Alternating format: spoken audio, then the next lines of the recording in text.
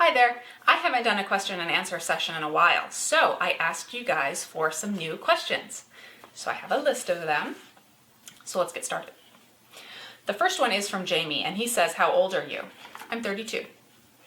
And Zach asks, when did you first get started in photography? Technically, I thought I was a photographer even when I was a kid.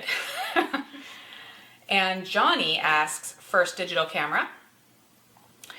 Technically, my first one was a freebie that came with a laptop that I had, but my first DSLR was this D100, which sadly is broken. And then I have two related questions.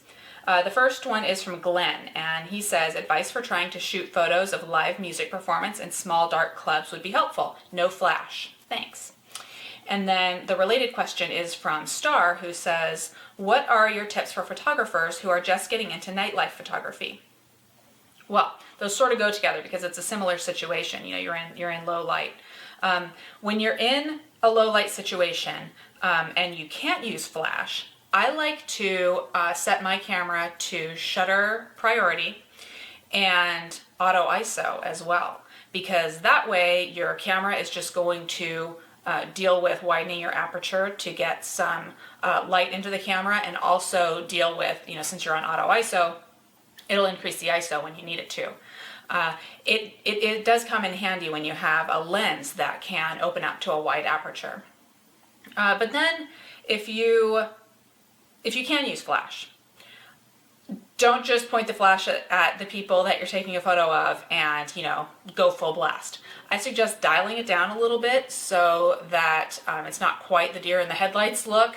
And also bounce the flash if you can. So dial it down and bounce it off of anywhere you can, and that'll help out a lot.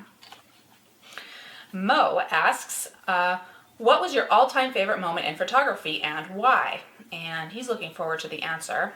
And he thinks I'm awesome, which I think he's awesome. Okay.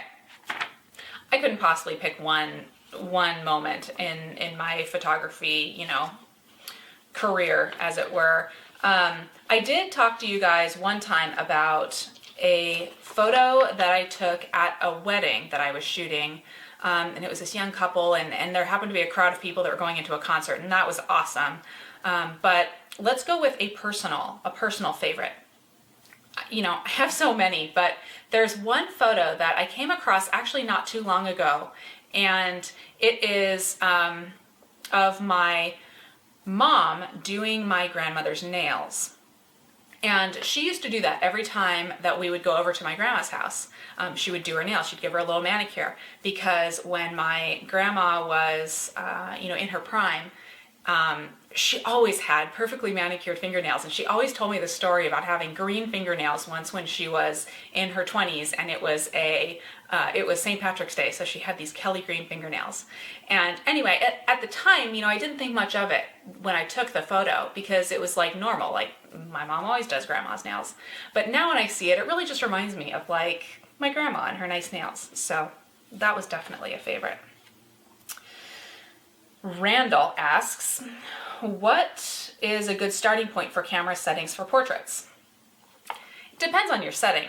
But if you're in the studio, or if you're trying to get that classic, kind of portrait look where it's the subject is in crisp focus but the background is kind of blurry, I suggest starting out with an aperture of around f4, and for shutter speed, it depends. If you're using strobes, you need a shutter speed that is at or below the sync speed of your strobes. For ISO, I would suggest probably around the 100 to 400 range, but every camera is different. But those settings, I guess, will probably at least be a good starting point for you. George asks, do grade cards really help to improve the final outcome? They used to be useful in the past, but how about today? Technology is doing better calculations when it comes to white balance and aperture. What do you think? Well, I don't use one. 99% of the time, I'm in auto white balance. When I use my fluorescent studio lights, I do use a piece of white computer paper to set a custom white balance. I don't have a gray card. I just use computer paper. It gets me close enough. And, sometimes when I'm in kind of a tough lighting situation, I'll just set my camera onto RAW and worry about it in post-processing. So I'm sure gray cards are great if you want to use them, and they're definitely helpful in certain situations. Like, I use my version of a gray card, which is just a white piece of computer paper when I'm using my fluorescent lights. But so that's my answer to that, I guess. Let's see. Matt asks, Beatles or the Stones? Stones. Lucas asks, what should I choose, Nitecore 55 to 300 millimeter or 70 to 300 Nitecore? The 55 to 300 millimeter is much cheaper, but is it going to be good with a 1.4x teleconverter? Thank you, SnapChick, for answering me. You're welcome, Lucas. I would say, well, the 55 to 300 is DX, and the 70 to 300 is FX, so that might make the decision for you. However, if it doesn't matter to you, I would go with the 55 to 300. Jim asks, what is the camera that you shoot most with? I definitely use my D300S and my V1 the most.